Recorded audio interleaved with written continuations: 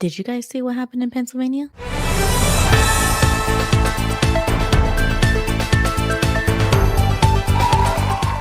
Sadly, this is not the first time that I've stood here and talked about this. Last October, our office announced similar charges against 5 separate men. And then in February, I stood before you and announced charges against 4 additional men.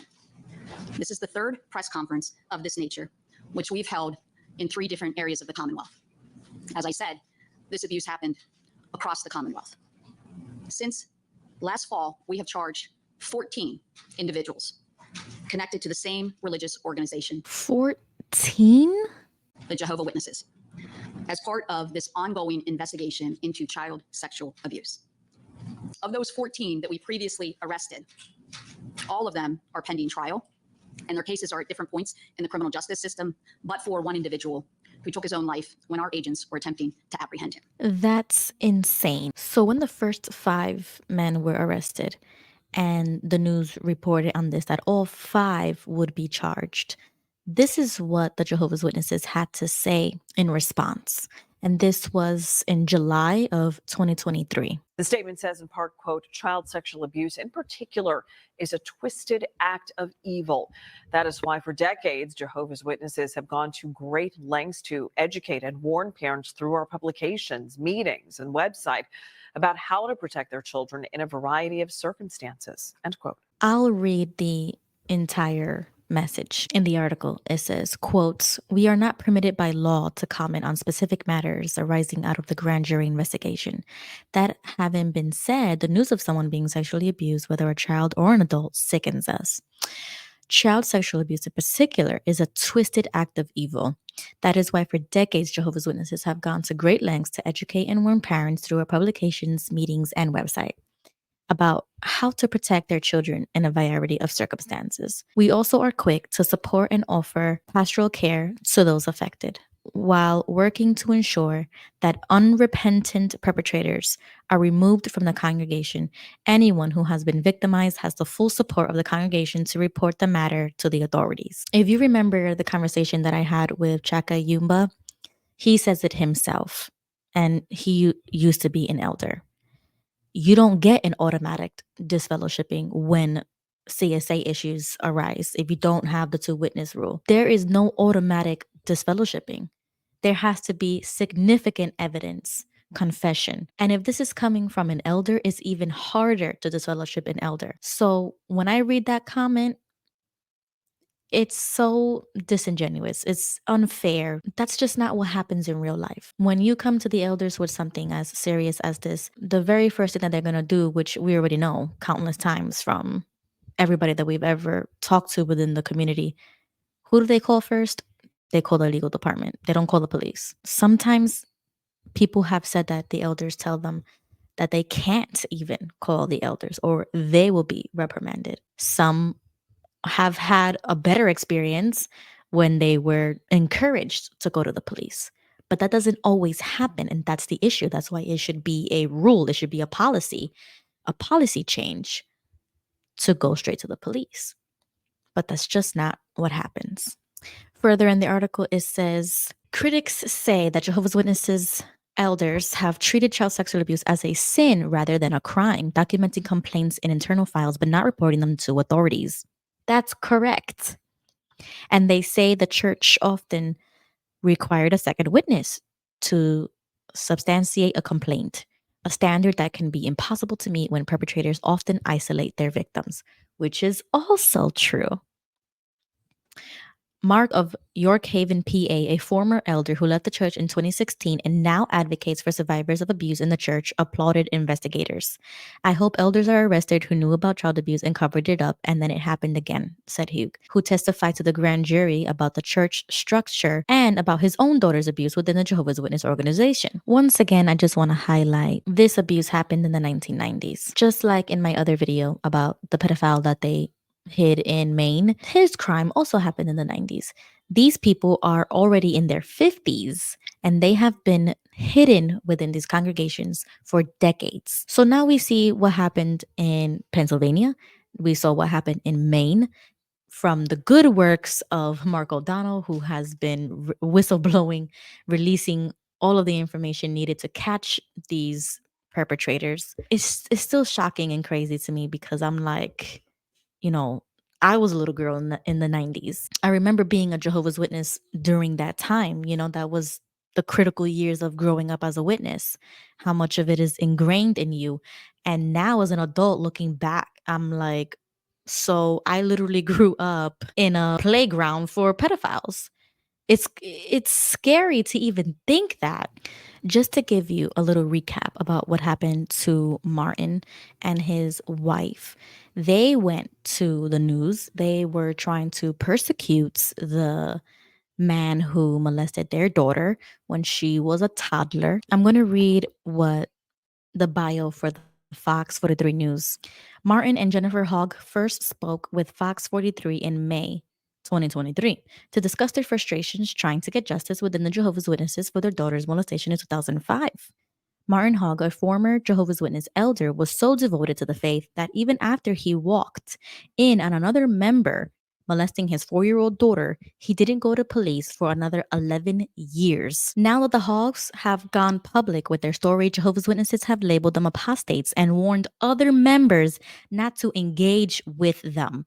An email sent out in early July instructed members providing security for the Jehovah's Witnesses convention in Reading to keep photos of the couple on their phones. So let's just get this straight. In 2023, all of this was happening to Martin. He woke up to the cults. He wanted to seek justice for his daughter.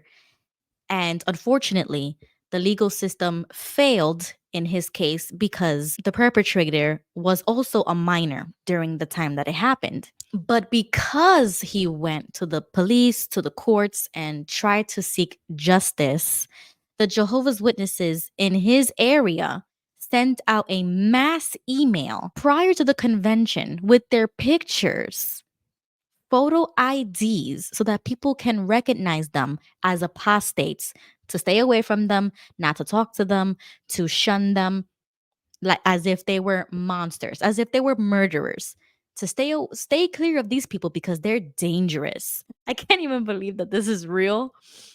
But they went back to the news and they shared the email for everybody to see. This is what happens. This is what happened when he went to the police to try to seek justice for his daughter. Meanwhile, the branch is telling the news in PA that, oh, we try to do everything in our power to help them. But that's not what happened for Martin and his wife. The Jehovah's Witnesses organization is facing scrutiny in Pennsylvania following allegations of widespread child sex abuse by its members. Earlier this year, we broke the story about a state grand jury's upcoming report on that topic. And now Fox 43's Harry Lee uncovers how the organization is responding to those allegations and the whistleblowers who helped bring the concerns to light. This is a serious issue for whistleblowers like Martin Hawk, who I met in May. He was so devoted to Jehovah's Witnesses that even after he walked in on another member sexually molesting his 4-year-old daughter, he didn't go to police for another 11 years. Now that he's gone public with his story, Jehovah's Witnesses have labeled him an apostate and warned other members not to engage with him. Jehovah's Witnesses are holding 6,000 conventions around the world this year with the theme Exercise Patience. Ahead of a 3-week convention that began July 14th in Reading, Berks County, members providing security received an email with pictures of Martin and Jennifer Hawk. I learned that I was on a watch list by all the attendants or the security brothers who handle security at that convention, not to be allowed into any building. The couple had spoken to Fox 43 earlier this year about their frustrations trying to get justice within Jehovah's Witnesses for their daughter's molestation in 2005. They eventually left and were disfellowshipped or shunned. The email warned that the Hawks, quote, are not one of us. This is really something that is not shocking to me because I've watched the organization for decades and dealt with them in court. According to Jehovah's Witnesses expert Rick Allen Ross, the email shows that the organization is responding defensively to whistleblowers and critical media coverage on their handling of child sex abuse. They basically go after these whistleblowers and can disfellowship them, shun them, and punish them for speaking out. Jehovah's Witnesses should be listening to them and in an effort to try and correct what's wrong. and to deal with the situation of child sexual abuse within the organization. The email also claims the Hawks have tried to get into past conventions by, quote, mingling with the crowd upon entry, dressing and acting as if one of us. Martin Hawk says he did attend one protest outside the 2018 Reading Convention, but has never tried to enter under false pretenses. We got permission before we even went. The police knew we were coming. The city of Reading knew we were coming. We were respectful. We didn't engage with any Jehovah's Witnesses. We didn't try to enter the building. He says the email shows who Jehovah's Witnesses are choosing to target. It really hurt me, because again, it's their convention. They can determine who can come and who cannot. But on the other hand, when I was an elder, I was not allowed to inform the members of the congregation that there was a known child abuser in the congregation. Jehovah's Witnesses responded to our questions about the email with this statement: our congregants expect and value a peaceful learning environment at our conventions. To ensure the well-being of all who attend, we may at times revoke a person's privilege to attend our Bible education programs when we believe their goal is to disrupt our peaceful gatherings. The grand jury investigation is moving forward. This week, one of the 14 Jehovah's Witnesses that the Pennsylvania Attorney General charged for child sex abuse became the first to plead guilty. We, of course, will continue following this story. So you see how he said that when he was an elder and he wasn't even allowed to let other members of the congregation know that there was a predator. So which is it, guys? Because you want to say to the news in PA that you want to create a safe environment, that you let parents know, that you write it in your publications. But we have ex-elders, ex-members who tell us time and time and again that that's not the case. I'm sorry, but I don't believe Jehovah's Witnesses. I don't believe what they say.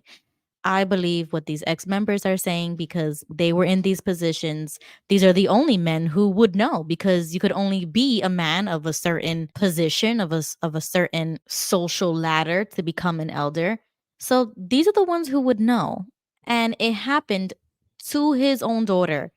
And this is how they treat you. I cannot believe it. This is crazy. It's crazy. And then after all of this happened, the attorney general comes out with the press conferences that I just showed earlier. 14 got arrested and are going to be charged, except for one because he killed himself. So I guess he couldn't even deal with the consequences of his own actions. I could only imagine how bad it is in the United States. This is crazy. I don't even know what to say, but you would never see this on jew.org. You will never see this in the news section. Not even as a persecution tactic. They won't even bring it up. They don't even talk about it. They want to protect children so bad that they cover up all of the bad things that happen with children, with families. Make it make sense. It doesn't make sense. I don't believe for 1 second that Jehovah's Witnesses actually care about their members, about the families, about the children, about anybody. They just care about themselves. These are psychotic, mentally ill, narcissistic, manipulative men who have been in illusion of power for too long, and they're drunk on it, which is fake, because in the real world, being an elder doesn't really mean anything. You get no formal training. You don't even go to a university or a college to learn theology. It's shocking. It's unbelievable. I can't even believe that I grew up in this cult. Like, this was not the religion that I grew up in. I feel so disgusted with it, because it's like I'm watching my childhood religion, my childhood faith just go down in flames like this, and they're not even willing to admit it. They're not even willing to acknowledge it. And it makes it so much worse, because it's like, okay, there is a problem. At least fix it, at least give these people financial compensation for the damage that you've caused these families. Change policy, do something. But to just stay quiet for this long, and then you're over here in other countries trying to fight for Satan's money in Norway, you over here in Spain still trying to fight the fact that there are more whistleblowers talking about the whole shunning policy, and considering you guys a sect, a cult, because that's exactly what you guys are. But you hate that term so much that you want to fight in court to change that. But you brand us apostates all the time. You know, you kick out people who you don't agree with, or who people like me who literally had no problem whatsoever with the religion, but y'all never called, y'all never checked up on, people who have faded, people who just stopped coming. There's a lot of lost sheep out here, and you guys did not shepherd the flock, and you just want to call us names and stuff. But the moment Jehovah's Witnesses come up and we talk about it, we expose, we let the world know who you guys really are, because we grew up this way. Okay. Now you have a problem with it. And it's crazy because even the news is talking about it. It's not just apostates online. It's not just ex-Jehovah's Witnesses talking about Jehovah's Witnesses.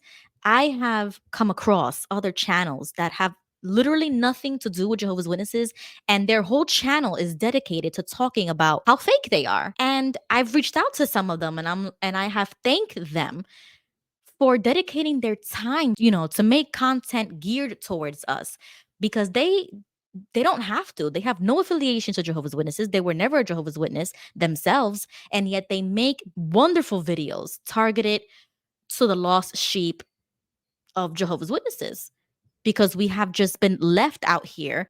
Some of us still felt Christian. We have just been left spiritually homeless. And I am so happy that there are real Christians on YouTube, real people who care about the spirituality of, the myriads of people that are exiting cults like Jehovah's Witnesses. And that's exactly why I have been bringing people on to talk about how we never lost faith. We just needed a new spiritual home. And I'm open for other people to talk about, other faiths that they have adopted and found a new spiritual home, because sometimes we are just spiritually homeless and we need somewhere to go. We need a safe place to go. So anyways, I want to thank everybody for watching this video. I'll catch you in the next one.